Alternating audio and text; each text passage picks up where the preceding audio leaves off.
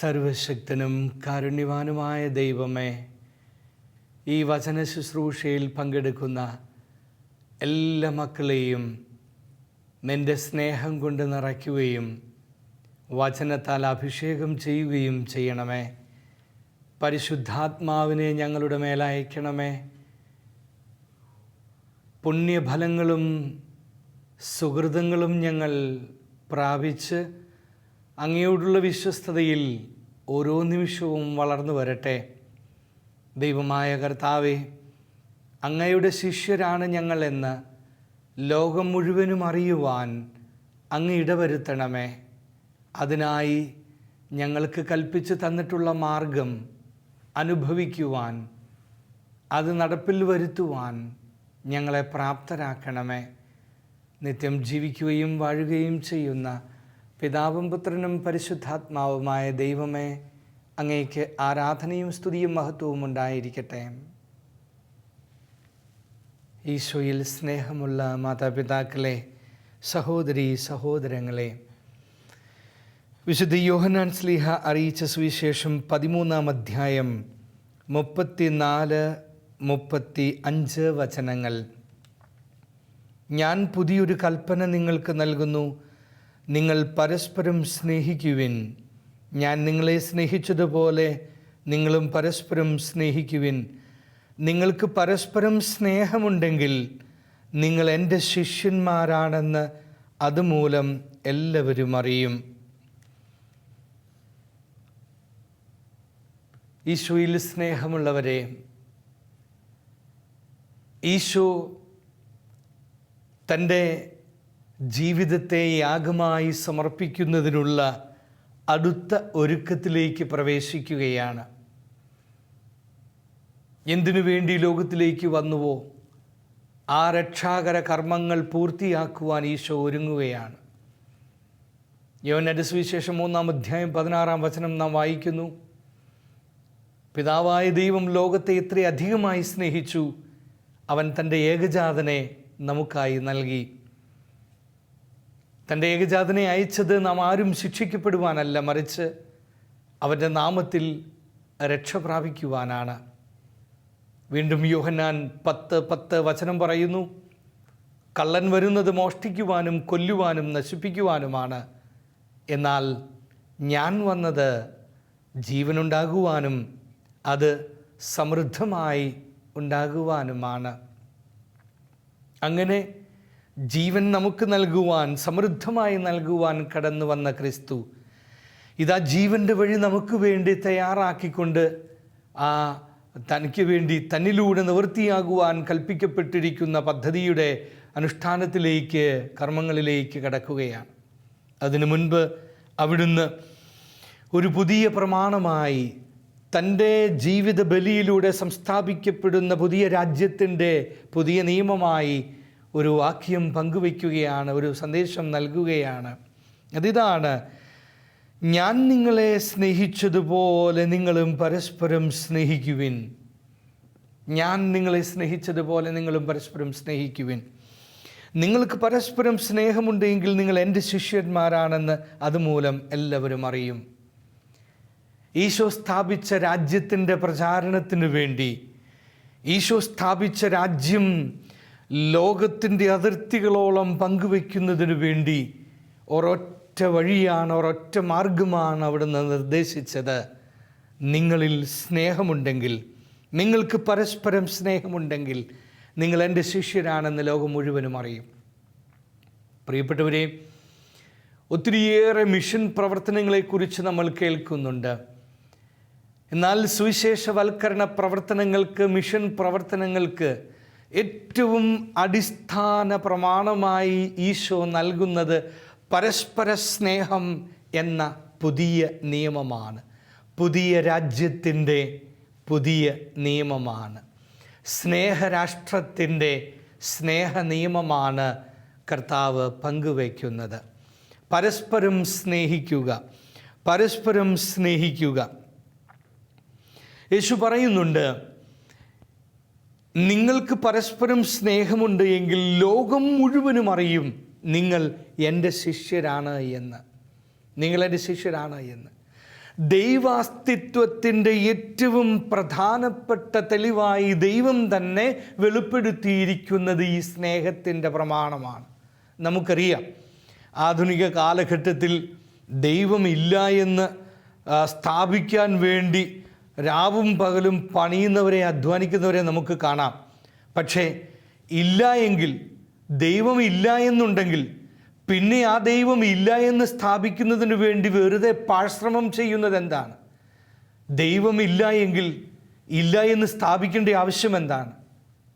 അപ്പം നമുക്കറിയാം, മനുഷ്യൻ്റെ ബുദ്ധി മന്ദീഭവിച്ചു പോകുന്നതിൻ്റെ ആദ്യ അടയാളമാണ് നിരീശ്വരവാദം എന്നത്. ദൈവമില്ല എന്നുള്ള പ്രമാണങ്ങളും ദൈവമില്ല എന്നുള്ള പ്രബോധനങ്ങളും ദൈവമില്ല എന്നുള്ള പരസ്യങ്ങളും ഒരു പണിയുമില്ലാതെ തത്വദീക്ഷയില്ലാത്ത ആദർശ പ്രകടനങ്ങളാണ് അതൊക്കെ.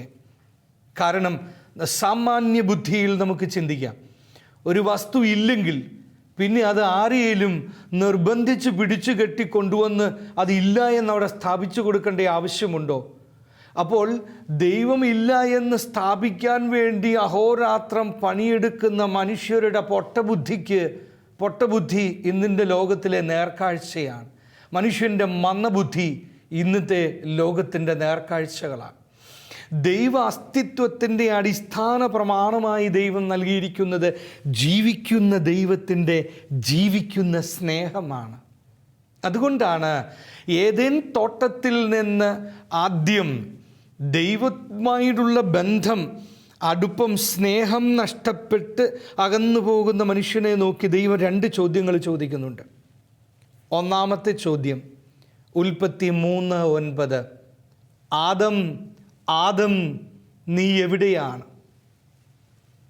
തൻ്റെ തന്നെ ഭാഗമായി സൃഷ്ടിച്ചവൻ, തൻ്റെ ജീവ തത്വത്തെ സന്നിവേശിപ്പിച്ച് സൃഷ്ടിച്ചവൻ ആദം, തൻ്റെ ജീവനെ വഹിക്കുന്നവൻ, പാപം ചെയ്ത് ദൈവത്തിൻ്റെ അസ്തിത്വത്തെ ചോദ്യം ചെയ്ത് ദൈവത്തിൽ നിന്ന് അകന്നു പോയപ്പോൾ ആ അകൽച്ചയുടെ വേദന നെഞ്ചിലേറ്റിയ ദൈവം അകന്നു പോകുന്ന, ഒളിച്ചിരിക്കാൻ ശ്രമിക്കുന്ന, ഇലകൾക്കിടയിൽ തന്നെ മറച്ചു വെക്കാൻ ശ്രമിക്കുന്ന ആദത്തെ നോക്കി ഉറക്കെ വിളിച്ചു ചോദിക്കുകയാണ്, ആദം നീ എവിടെയാണ്?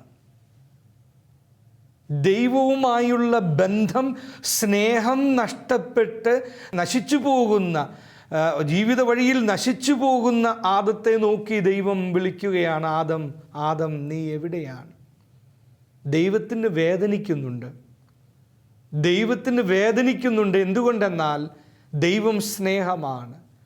ദൈവത്തിൽ നിന്ന് ആ സ്നേഹം പങ്കുപറ്റുന്ന ഓരോ വ്യക്തിയും അകലുമ്പോൾ ദൈവം വേദനിക്കുകയാണ്.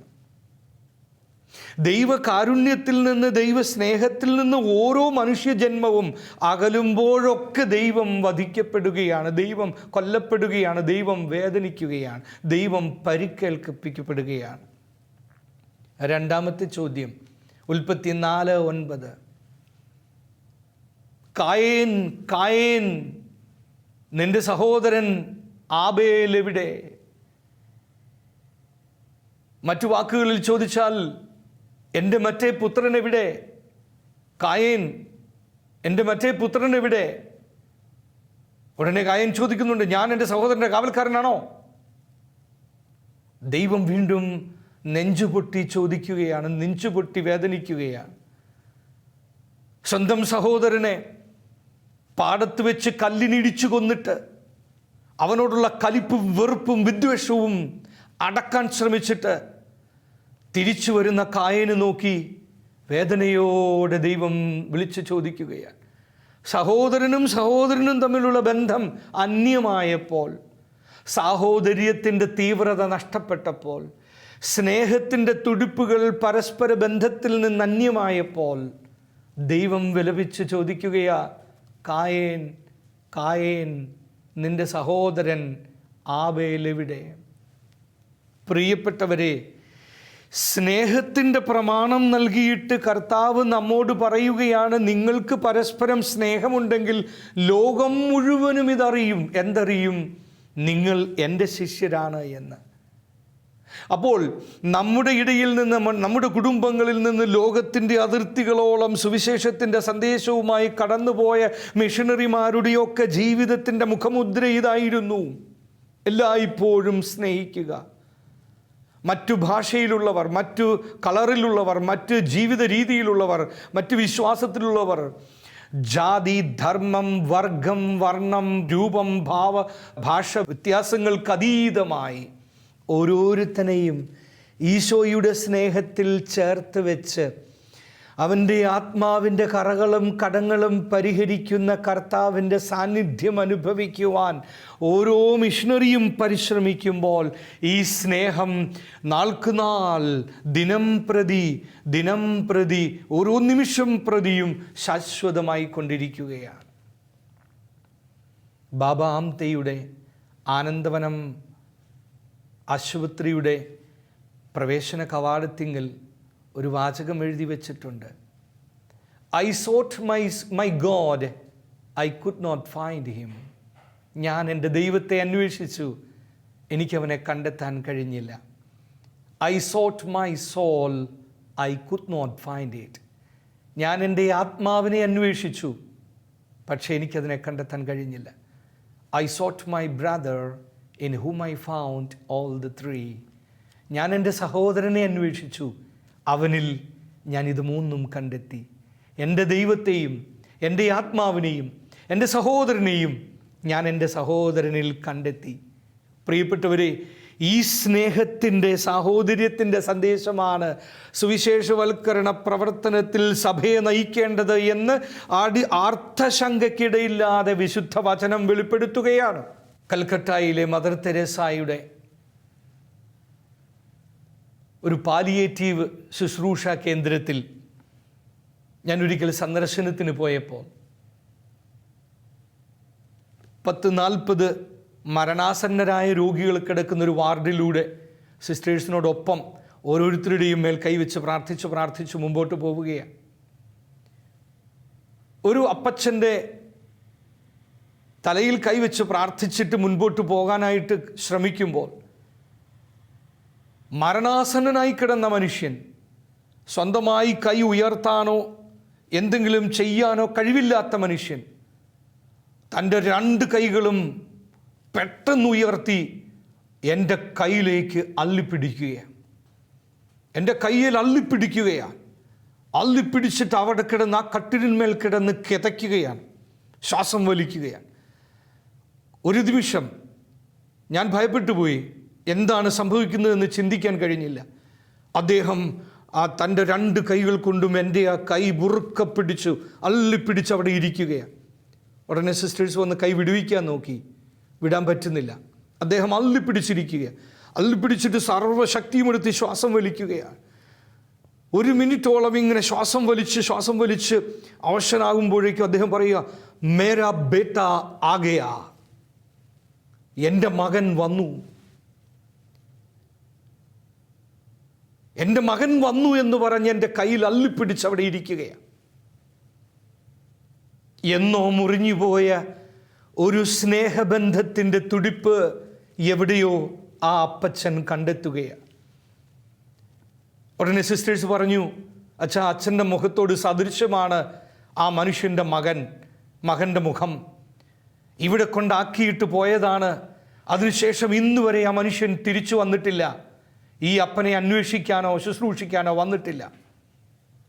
ഇപ്പോൾ അച്ഛൻ അദ്ദേഹത്തിൻ്റെ നെറ്റിയിൽ കൈവച്ച് പ്രാർത്ഥിച്ചപ്പോൾ ഒരു നിമിഷം അദ്ദേഹത്തിൻ്റെ ഉള്ളിൽ എവിടെയോ ഒരു തീപ്പൊരി, സ്നേഹത്തിൻ്റെ ഒരു തീപ്പൊരി, ഒരു പെട്ടെന്നുള്ള ഒരു ജ്വലനം. തൻ്റെ മകനാണോ മുൻപിൽ നിൽക്കുന്നത് എന്നൊരു സംശയം, തൻ്റെ മകനാണെന്ന് വിശ്വസിച്ച് ചാടിപ്പിടിച്ചതാണ്. ഞാൻ പറഞ്ഞു, കൈ വിടുവിക്കണ്ട, അവിടെ ഇരിക്കട്ടെ. 5 മിനിറ്റ് നേരത്തോളം അവിടെ ഇരുന്നു. ശ്വാസം വലിച്ചു ആ മനുഷ്യൻ വീണ്ടും പറയുക, മേരാ ബേട്ട, മേരാ ബേട്ട, മേരാ ബേട്ട, എൻ്റെ മകൻ, എൻ്റെ മകൻ, എൻ്റെ മകൻ. അങ്ങനെ അയാൾ അവിടെ സ്വസ്ഥമായി കണ്ണടച്ചു. ആ കൈകൾ അയഞ്ഞു. ഞാൻ മുൻപോട്ട് പോയി. തിരിച്ചു വരുമ്പോൾ ആ മനുഷ്യൻ ഇഹലോകത്ത് നിന്ന് പിരിഞ്ഞുപോയി. സ്നേഹത്തിൻ്റെ ഒരു തുടിപ്പ്, സ്നേഹത്തിൻ്റെ ഒരു സ്പർശനം പ്രിയപ്പെട്ടവരെ പരസ്പരം പങ്കുവയ്ക്കാൻ നമുക്ക് കഴിഞ്ഞാൽ നമ്മുടെ കുടുംബത്തിലായിരിക്കും ഏറ്റവും വലിയ സുവിശേഷ പ്രവർത്തനം നടക്കുക. ഏറ്റവും വലിയ സുവിശേഷ പ്രവർത്തനം. നമ്മൾ പ്രാർത്ഥിക്കുന്നുണ്ട്, അങ്ങ് യഥാർത്ഥ പിതാവാകുന്നുവെന്ന്, അങ്ങ് യഥാർത്ഥ സ്നേഹമാകുന്നുവെന്ന് ഭൂവാസികളെല്ലാവരും അറിയട്ടെ. ഭൂവാസികളെല്ലാവരോടും നമ്മൾ പ്രസംഗിക്കുന്നുണ്ടോ? ഇല്ല. നമ്മൾ പ്രസംഗിക്കുന്നത് ആരോടാണ്? നമ്മുടെ തൊട്ടു മുൻപിൽ വരുന്നവരോട് മാത്രം. അവരോട് പ്രസംഗിക്കേണ്ട ഭാഷ എന്താണ്? സ്നേഹത്തിൻ്റെ ഭാഷ. അതാണ് കുടുംബം. സ്നേഹത്തിൻ്റെ ഭാഷ സംസാരിക്കുന്ന സ്ഥലമാണ് കുടുംബം. പ്രിയപ്പെട്ടവരെ, ഈശോയുടെ സ്നേഹം മാതാപിതാക്കൾ തമ്മിലും മാതാപിതാക്കളും മക്കളും തമ്മിലും ഉണ്ടാവട്ടെ. ആ സ്നേഹത്തിൻ്റെ തുടിപ്പുകൾ അന്യമാകുമ്പോഴാണ് കുടുംബം ശിഥിലമായി പോകുന്നത്. കുടുംബത്തിലെ സുവിശേഷവൽക്കരണം ആദ്യം നടക്കട്ടെ. നമ്മുടെ ജീവിത പരിതസ്ഥിതികൾ ശോഭായമാനമാകട്ടെ. സ്നേഹത്തിൻ്റെ ശോഭ കൊണ്ട് നിറയട്ടെ. സാഹോദര്യത്തിൻ്റെ, ക്ഷമയുടെ, കാരുണ്യത്തിൻ്റെ പുണ്യങ്ങൾ കൊണ്ടും സുഹൃതങ്ങൾ കൊണ്ടും നമ്മുടെ ജീവിതം സുന്ദരമാകട്ടെ. നമുക്ക് പരിശ്രമിക്കാം. ഈ സ്നേഹം പങ്കുവെക്കുമ്പോൾ അതിരുകൾ തീർക്കാതെ, അതിരുകളില്ലാതെ, കുറവ് വരാതെ പങ്കുവെക്കണം. മാതൃപിതൃത്വങ്ങളുടെ ബന്ധവും മാതൃപിതൃത്വങ്ങളും പുത്രീപുത്ര ബന്ധവും എല്ലാ ബന്ധങ്ങളും ഈ സ്നേഹത്തിൻ്റെ ചരടിൽ ചേർത്ത് വയ്ക്കണം. അയൽ ബന്ധങ്ങൾ ഈ സ്നേഹത്തിൻ്റെ ചരടിൽ ചേർത്ത് വയ്ക്കണം. കൂട്ടുകൾ, സൗഹൃദങ്ങൾ ഈ സ്നേഹത്തിൻ്റെ ബന്ധത്തിൽ ചേർത്ത് വയ്ക്കണം. ആവശ്യക്കാരെയും ഈ സ്നേഹത്തിൻ്റെ ബന്ധത്തിൽ ചേർത്ത് വയ്ക്കണം. ഈശോ പറയുന്നുണ്ട്, ഒരു മനുഷ്യൻ്റെ, മരുഭൂമിയിലെ പിതാവായിരുന്ന ആബാ പോമൻ, മരുഭൂമിയിലെ ആചാര്യനായിരുന്ന ആബാ പോമൻ പറയുകയാണ്, നിന്റെ ആത്മീയ വളർച്ച തെളിയിക്കപ്പെടുന്നത് എവിടെയാണ്?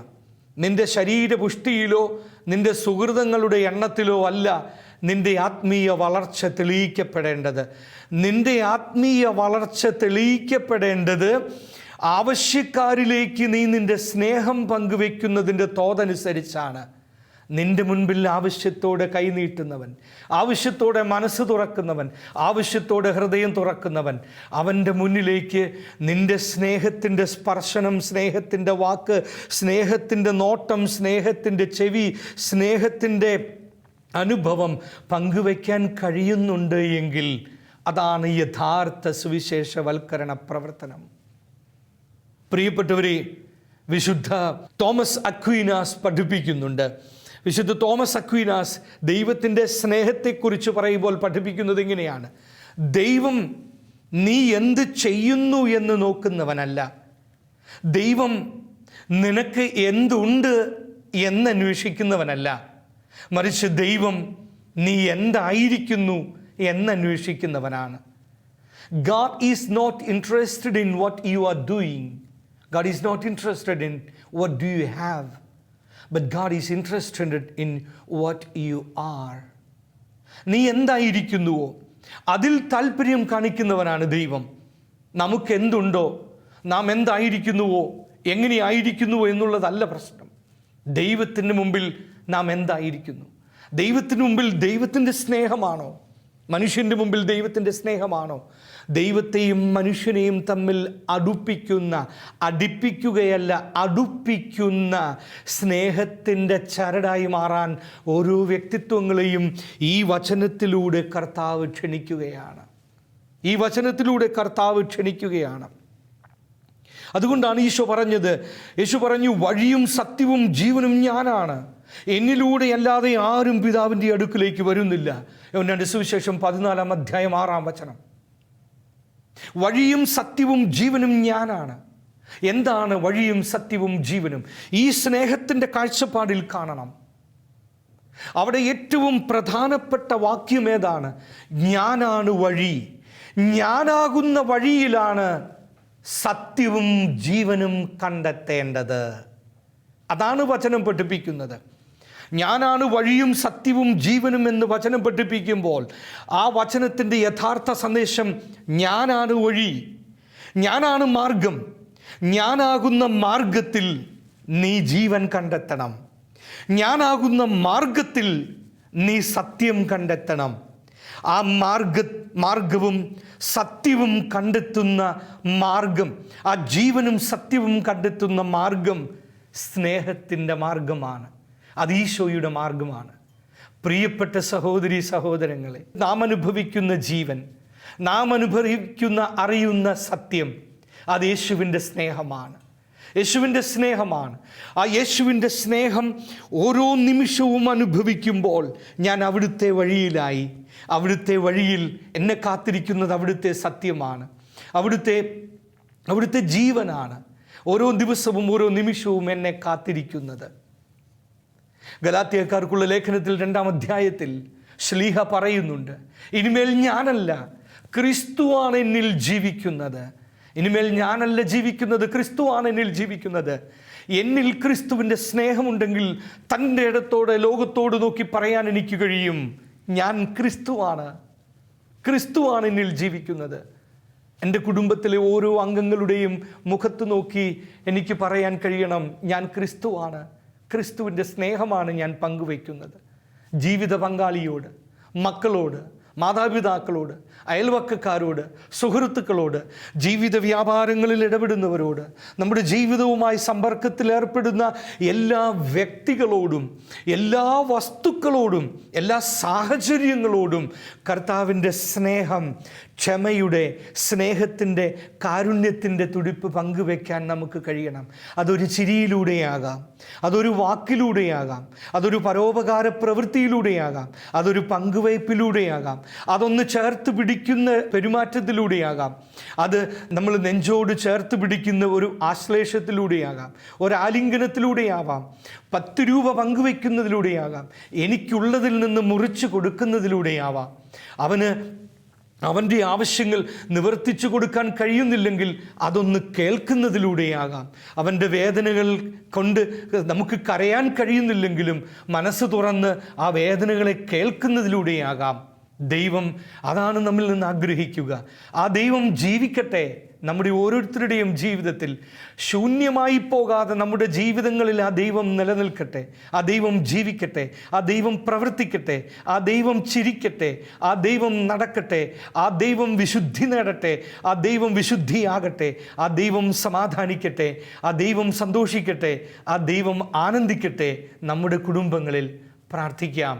കർത്താവേ, കരുണയുള്ള ദൈവമേ, സ്നേഹമായ ദൈവമേ, എൻ്റെ ജീവിതത്തിൻ്റെ ഇരുളടഞ്ഞ മേഖലകളിൽ നിൻ്റെ സ്നേഹം പങ്കുവെക്കണമേ. എനിക്ക് വേണ്ടി മുറിഞ്ഞ നിൻ്റെ ശരീരവും, എനിക്ക് വേണ്ടി ചിന്തപ്പെട്ട നിൻ്റെ രക്തവും, നീ എന്നിൽ ജീവിക്കുന്നുവെന്ന്, നിൻ്റെ സ്നേഹം എന്നിൽ നിലനിൽക്കുന്നുവെന്ന് എന്നെ പഠിപ്പിക്കുന്നു. ഈശോയെ, നിൻ്റെ സ്നേഹം കൊണ്ട് നിന്നെക്കുറിച്ച് മറ്റുള്ളവരുമായി പങ്കുവയ്ക്കാൻ എന്നെ പ്രാപ്തനാക്കണമേ. എൻ്റെ ജീവിത പങ്കാളിക്ക്, എൻ്റെ മാതാപിതാക്കൾക്ക്, എൻ്റെ മക്കൾക്ക്, എൻ്റെ കുടുംബാംഗങ്ങൾക്ക്, എൻ്റെ ജീവിതവുമായി ബന്ധപ്പെട്ട ഓരോ വ്യക്തികൾക്കും, വസ്തുക്കൾക്കും, സാഹചര്യങ്ങൾക്കും അങ്ങയുടെ സ്നേഹത്തിൻ്റെ തുടിപ്പുകൾ പങ്കുവയ്ക്കുവാൻ എന്നെ പ്രാപ്തനാക്കണമേ. ആമേൻ.